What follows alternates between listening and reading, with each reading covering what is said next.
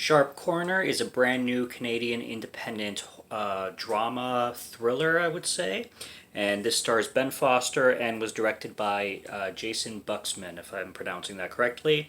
This was filmed in Nova Scotia, Canada, and definitely totally feels like a low budget indie independent film. And essentially, what we have going on here is we have Ben Foster playing a husband, and they both have one son, and they move into this brand new house. And in front of their house is basically a very sharp corner, as the title of the movie suggests, of a road in which certain accidents happen often. And they only discover this after moving into the house, and like a weekend or something like that, there's like two accidents in front of the house. And with the first one, like it's a pretty intense scene. Like they're affected by it. Not to get too spoilerish, but it's something completely unexpected and not something they were anticipating with moving to this house. But it starts to affect them obviously, and unfortunately, some of these people involved in the accidents lose their lives, and that starts to have a ton of emotional impact on the wife.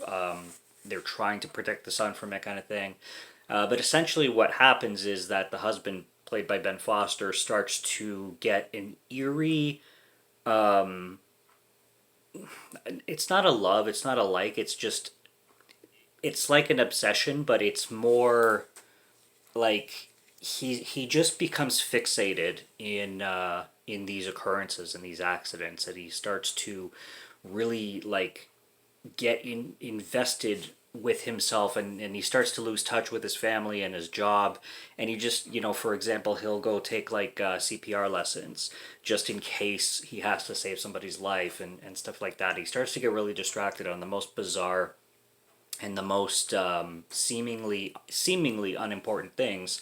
But the way he comes across, it seems like these things are of utmost importance to him. And his fascination, not, I'm trying to think of the right word, but his fixation on these accidents start to basically cost him everything. Family, job, everything else around him in his life, even his relationship with his son, who's really young. He's like maybe 5 years old, 6 years old. Starts to crumble, kind of thing. And this film, it plays on quite a few tones, and it's a bit of an odd one. And I think it was oddly marketed too, because it comes across as a bit of a black comedy sometimes, especially in the beginning of the film.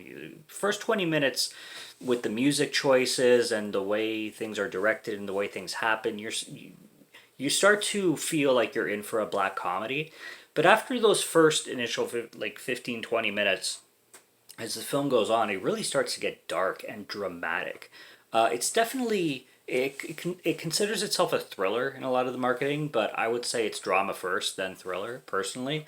And I wouldn't call this a black comedy, but I mean it is sprinkled throughout, and it is pretty apparent at the beginning. But the film as a whole, I would not say is very comedic. It definitely plays out seriously, and it's a character study for sure.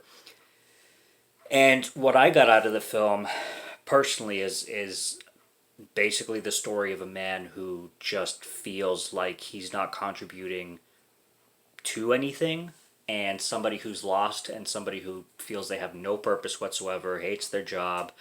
Uh, a midlife crisis cranked to 11, essentially, is what I got from it. And I just see this guy basically picking at straws in life to just find a meaning, and leave it at that.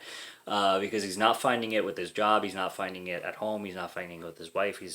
He sees this opportunity, I guess, and he doubles down on it. He's just like, yeah, I mean, this landed on my lap, kind of, and I just I need to feel alive by, this is my way to help the world. This is my way to bring something to the world. And it goes into some really weird, dark, and bizarre sometimes places.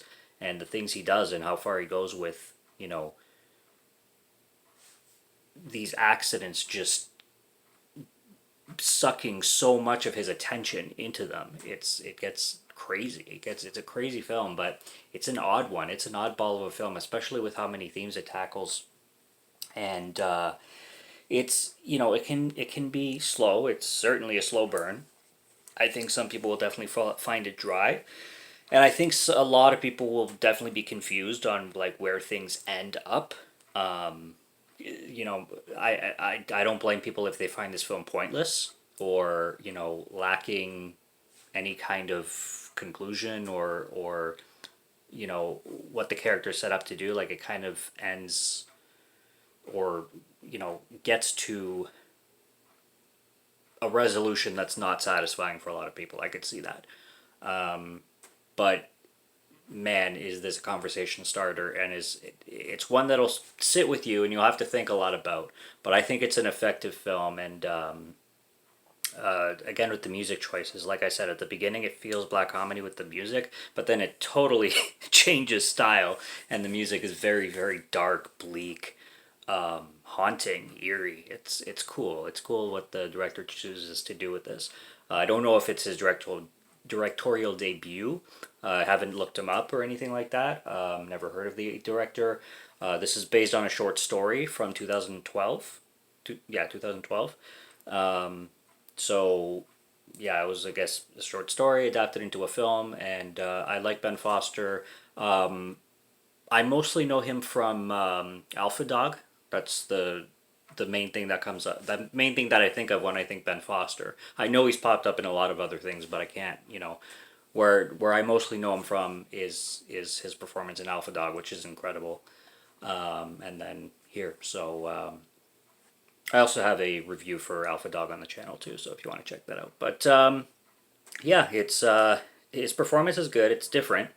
He plays like this kind of awkward, stereotypical dad who's just, he's got the comb over and he's all like the friendly guy, kind of the Ned Flanders ish. But you can really tell he's like broken and lost in a lot of things going on around him. So I don't know. It's a great character study and it's worth checking out. And it's new. It's just under 2 hours, so it is lengthy for some who like their films, condensed to more an hour and a half. But it's still worth watching and something that's worth checking out, especially if you like indie cinema. So yeah, go support it. Go find it somewhere and check it out if it sounds good to you. Subscribe to Morgan Film Fan if you'd like to listen to my voice or if you like my film reviews. I will be back with more, so stay tuned for those. Check out what's on the channel already. Stay tuned for what's coming. If you want to leave me your thoughts on this one, leave them down in the comments as always. And stay tuned till next time. Cheers.